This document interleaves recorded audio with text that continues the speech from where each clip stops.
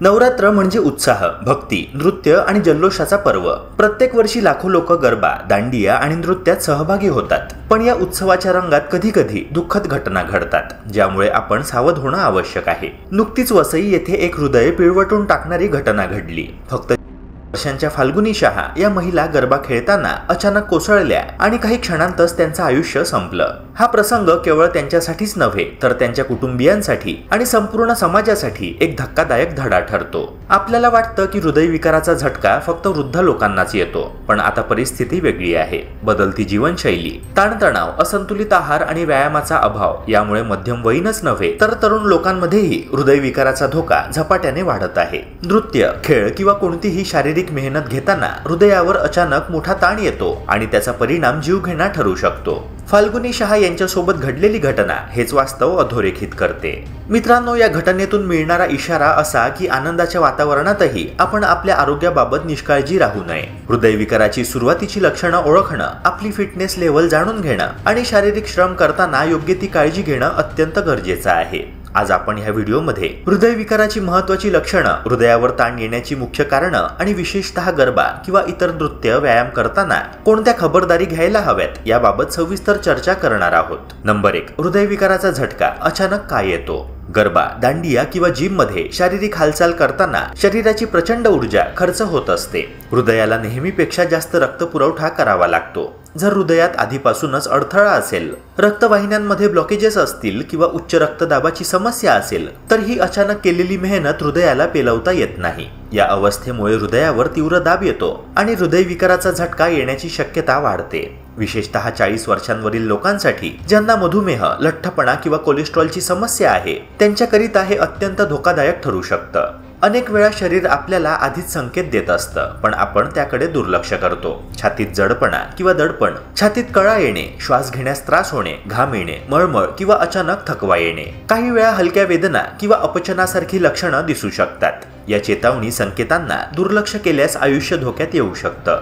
त्यामुळे ही लक्षणं लक्षात घेणं खूप गरजेचं आहे। विशेषतः स्त्रियांमध्ये आणि वृद्धांमध्ये लक्षणं सौम्य स्वरूपाची असतात, त्यामुळे काही लोक चुकीचा अर्थ काढू शकतात, पण ही लक्षणं गंभीर असतात। या लक्षणांना ओळखणं आणि वेळेत उपचार मिळवणं आयुष्य वाचवू शकतं। गरबा, जिम किंवा धावणं सुरू करण्यापूर्वी शरीराची योग्य तयारी करणे अत्यंत गरजेचे आहे। अचानक जोरात हालचाल करणे किंवा थेट उच्च तीव्रतेने व्यायामाला सुरुवात केल्यास हृदयावर आणि स्नायूंवर अनपेक्षित ओझे येते। यामुळे छातीवर ताण किंवा छातीत वेदना जाणवू शकतात। म्हणूनच हलक्या कार्डिओने, उदाहरणार्थ 5 ते 10 मिनिटे चालणे किंवा हलका जॉग करणे, डायनॅमिक मोबिलिटी एक्सरसाइजेस म्हणजेच ankle rotation, hip circle, leg swing, arm circle आणि खास आवडत्या हालचालींनुसार ऍक्टिव्हेशन करणे फायदेशीर असते। या प्रकारचा वॉर्मअप रक्तदाब आणि हृदयगती हळूहळू वाढवते। परिणामी अचानक झालेला ताण कमी लागतो आणि जखम होण्याची शक्यता कमी होते। व्यायामानंतरही शरीराला हळूहळू सामान्य स्थितीकडे परत आणणे तितकेच महत्त्वाचे आहे। व्यायामाच्या मुख्य सत्रानंतर लगेच थांबून बसण्याऐवजी 5 ते 10 मिनिटे हळू चालावे किंवा कमी तीव्रतेचे कार्डिओ करावे। त्यानंतर प्रत्येक मोठ्या मसल्स ग्रुपवर 20 ते 30 सेकंद स्ट्रेचिंग करावे।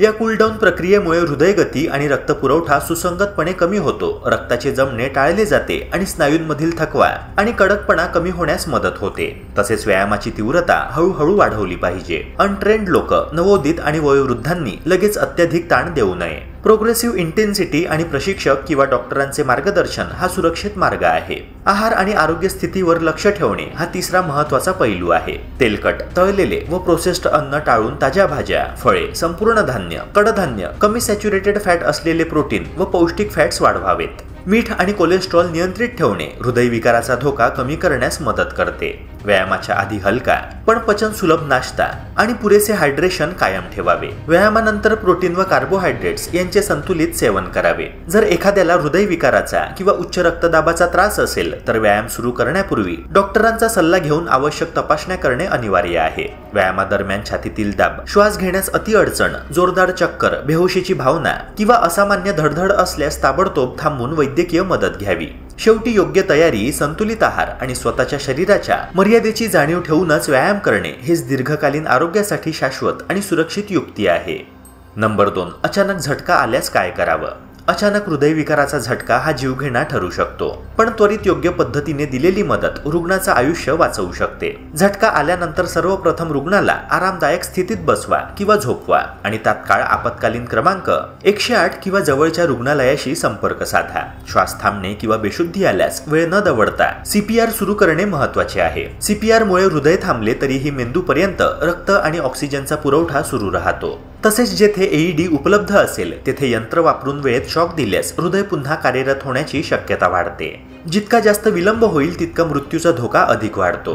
हृदयाचे आरोग्य टिकवण्यासाठी जीवनशैलीत बदल करणे हे सर्वात प्रभावी शस्त्र आहे. संतुलित आहार घेणे, नियमित व्यायाम करणे, धूम्रपान व मद्यपान टाळणे आणि मानसिक ताण नियंत्रित ठेवणे हे मूलभूत उपाय आहेत. आहारात ताज्या भाज्या, फळे, संपूर्ण धान्ये, कडधान्ये आणि हृदयासाठी उपयुक्त फॅट्स उदाहरणार्थ ओमेगा 3 यांचा समावेश करावा.